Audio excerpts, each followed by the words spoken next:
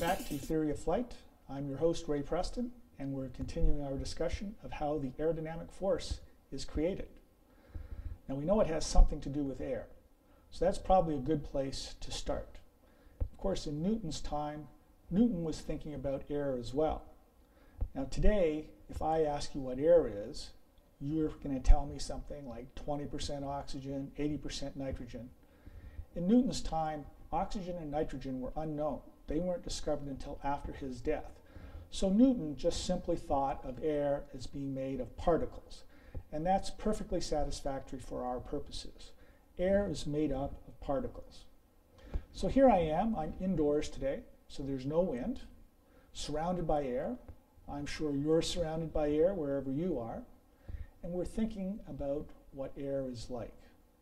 Now, given that there's no wind, we can't see the individual air particles, but what do you imagine they're doing right now? If I could see an air particle right there, another one, what's it doing? Is it just kind of floating in the air? Does that even make sense? Air particles floating in the air? Of course, Newton thought about this question as well, and Newton came up with an answer. It's a logical answer. He assumed that the air particles are equally spaced and motionless if there's no wind. Now, I'm pretty sure this is the same image that you have of air as well. It's the natural image. I call it the glass bead curtain image of what air is like. The air particles are in our way. To get through them, we have to separate them like the beads in a glass curtain, and as we move through, they close in behind us. But Newton, of course, very smart guy, he thought about this and he realized there's a problem here. Last week, I invented gravity, and I said that gravity affects everything. And I did mean everything. So that would include the air particles. So all these air particles that are supposedly just floating here would be under the influence of gravity, and they would just fall to the ground. So I need to modify my theory a little bit. So Newton modified his theory, said there's got to be a repulsive force between all these air particles. You could think of it like anti-gravity.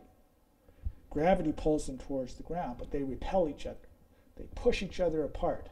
So as they are pulled down towards the ground and they get closer together, they spring apart. Therefore, they're going to fill the entire room. So this is Newton's theory of gas, and it's a perfectly sensible theory. It explains many things. For example, if we shrink the room, assuming that the room is airtight, we would compress those particles closer together, and that repulsive force would make a pressure back on the wall, so our theory predicts air pressure. And sure enough, when we do scientific experiments, we find that there is something called air pressure. But in the years following Newton, there was a rival theory to Newton's idea of what a gas is like. It's a completely different theory. It's called the Kinetic Theory of Gas. The Kinetic Theory of Gas says, no, there's no repulsive force between those air particles. They don't affect each other in any way other than by collisions. They can bounce off each other, but that's the only way they can affect each other. But the air particles are not motionless. They're in constant motion. Okay? This animation shows the kinetic theory of gas concept. All the little blue dots represent air molecules, and they're just traveling completely random. They're just zip-zapping around, totally random. They bounce off each other sometimes. The green box represents the container, and you can see the particles bouncing off the container. Now, Newton himself said that when something bounces off something else, that's a change in direction. That's what we call an acceleration. And the second law says that if there's an acceleration, there would be a force. So the kinetic theory of gas also predicts air pressure. But the explanation for the air pressure in this case is not some force that pushes air molecules apart. It's just the bouncing, like balls bouncing off the rail of a pool table. Okay, so for a long time after Newton, in fact into the 19th century, no one knew which of these two theories was correct. They could both be correct. The way science works, as you know, is with an experiment that's going to prove one of these theories to be wrong and leaving the other one as the only theory that's consistent with the observations. That seminal experiment happened in the 19th century. A guy by the name of Brown was looking at air under a microscope, and he noticed that tiny, weeny little particles of dust are actually suspended in the air. And they're not just suspended. If you look at them in a microscope, they jitter around. So there's an animation here.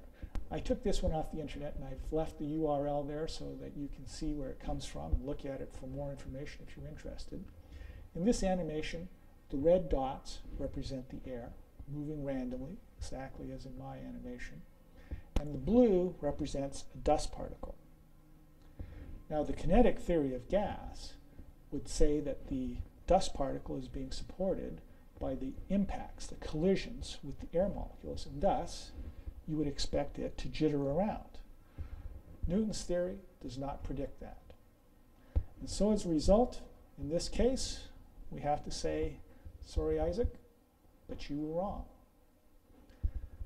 Newton's theory of gas has now got to be set aside, and we must move forward accepting the kinetic theory of gas. So now that we know the kinetic theory of gas is the correct theory, the obvious next question to ask ourselves is, how fast are these air molecules moving? Now, the answer to that was not known even as recently as the turn of the 20th century. At the turn of the 20th century, a scientist, probably the only scientist, the only physicist in the history of physics who's more famous than Newton, came up with a method of figuring out how fast air particles are moving. Yeah, you guessed it, Einstein. He came up with a method to figure out how fast air particles are moving. So for the last 100 years or so, we now know how fast they're moving. So what's your best guess? Any idea? Well, it turns out that the velocity of the air molecules, it depends on their temperature. And of course, when you think about it, if they're moving, that means they've got energy. That energy has to come from somewhere. The place it comes from is the sun. So it's not surprising that their velocity is related to their temperature. And they're moving really fast. You want to know how fast they're moving? They're moving at the speed of sound. Now, give or take a little bit, that's essentially it. The air molecules are zip-zapping around me at the speed of sound. In this room, it's about 20 degrees or so. That's about 670 knots. They're not going slow. They're really moving. Okay, so now that we know that we're surrounded by a sea of millions, trillions, quadrillions of air molecules, and they're all moving at an incredible speed, how does that help us understand the aerodynamic force? Well, we're ready to move on to that next time, but we're out of time for today. Next time, meet me in the parking lot. No, I'm not kidding. I'm serious. Meet me in the parking lot. I actually do want you to meet me in the parking lot because I want to talk about wind. No wind in here. We need to go somewhere where there's wind. Figure that out. So I'll see you next time out in the parking lot. Until then, I'm Ray Preston, and this is Theory of Flight.